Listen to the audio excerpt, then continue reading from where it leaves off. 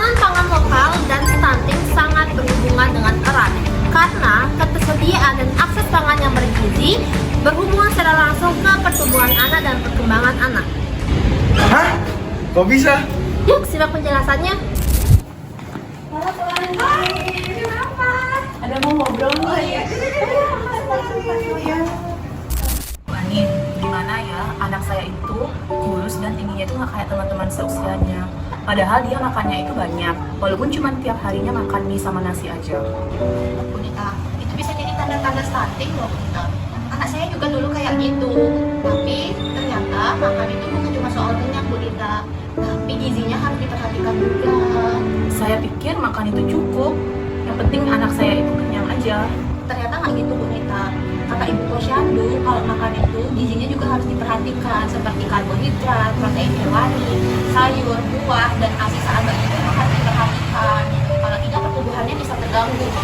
Jadi bukan soal kenyang aja ya Bu Anin, tapi apa yang dimakan itu penting ya. Apalagi di 1000 hari pertama anaknya berkembang itu harus diperhatikan Bunita. Jadi kalau misalkan di sana udah nggak bagus, kedepannya akan banyak permasalahan tentang gizi. Saya jadi khawatir kalau kayak gitu, tapi saya bingung mulai dari mana. Soalnya di daerah kita itu sulit banget akses dari bahan makanan itu, apalagi di sini karena susah akses makanan, jadi bahan-bahan pokok itu mahal. Iya, Bunita. Saya juga dulu sempat kepikiran kayak gitu, tapi ternyata ada kok solusinya Bunita. Itu adalah pangan lokal. Nanti saya ceritain ya Bunita ya. Selamat Ibu, hari ini kita akan membahas bagaimana sih ketahanan pangan lokal itu dapat membantu untuk mencegah stunting. Apalagi di daerah kita yang akses makanannya itu terbatas. Benar, banyak sekali yang masih mengira bahwa makan makanan sehat harus berasal dari bahan pangan yang mahal dan juga impor. Tetapi faktanya, banyak sekali bahan pangan lokal yang sangat lebih bergizi jika kita tahu cara memanfaatkannya. Misalnya nih di Bangli, bahan lokalnya itu seperti daun kelor, ikan mujair, umbi-umbian, dan tempe. Semua itu merupakan sumber protein dan zat gizi yang baik untuk tubuh kembang anak. Daun kelor misalnya, itu penuh sekali dengan zat besi yang baik untuk ibu hamil dan juga ibu menyusui. Dan daun kelor ini sangat mudah untuk dibudidayakan di pekarangan rumah. Nah, ketahanan pangan lokal artinya kita mampu untuk menyediakan makanan yang sehat dan bergizi dari potensi sekitar kita, apalagi di wilayah yang sulit dijangkau pasokan dari luar. Ketahanan pangan masih menjadi tantangan di Indonesia. Meski produksi pangan meningkat, masih banyak keluarga terutama di wilayah terpencil yang kesulitan mengakses pangan yang cukup, aman, dan bergizi.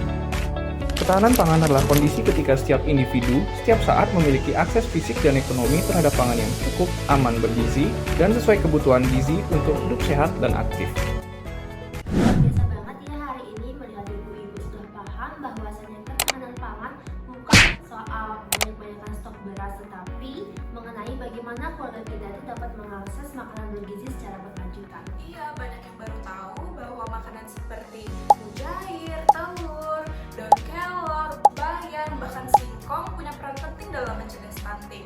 Sudahlah murah, mudah, bahkan bisa ditanam sendiri. Nah, dulu saya pikir kalau nggak bisa beli daging, ya udahlah ya. Tapi ternyata protein hewani bisa didapat dari ikan mujair yang dibudidayakan di daerah kita ya. Saya juga baru tahu kalau daun kelor itu ternyata punya kandungan tinggi. Padahal di rumah saya itu banyak banget loh daun kelor. Saya nggak pernah tahu sih soal saya. Itulah pentingnya ketahanan pangan dari desa. Kita harus tergantung pasokan dari kota. Kalau kita kuat di pangan lokal, kita bisa mandiri.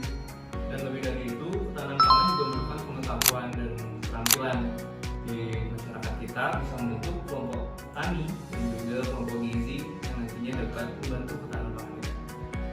Betul banget tuh Bapak dan Ibu-ibu, dan jangan lupakan bahwa anak-anak kita merupakan prioritas. Benar, makanya kita di Posyandu terus untuk mengedukasi ibu-ibu tidak hanya untuk menimbang dengan anak-anak kita, tetapi juga bagaimana cara kita mengolah bahan-bahan pangan yang ada di sekitar kita menjadi makanan yang sehat dan juga bergizi. Dan semua itu bisa kita mulai dari dapur kita sendiri ya, ibu-ibu. Asal kita mau saling belajar dan saling bantu, keluarga kita bisa bebas dari stunting ya. Maka dari itu, ayo kita mulai dari sekarang, tanam sendiri, masak sendiri, belajar bersama. Bangun ketahanan pangan, Cegah stunting Mulai dari bahan.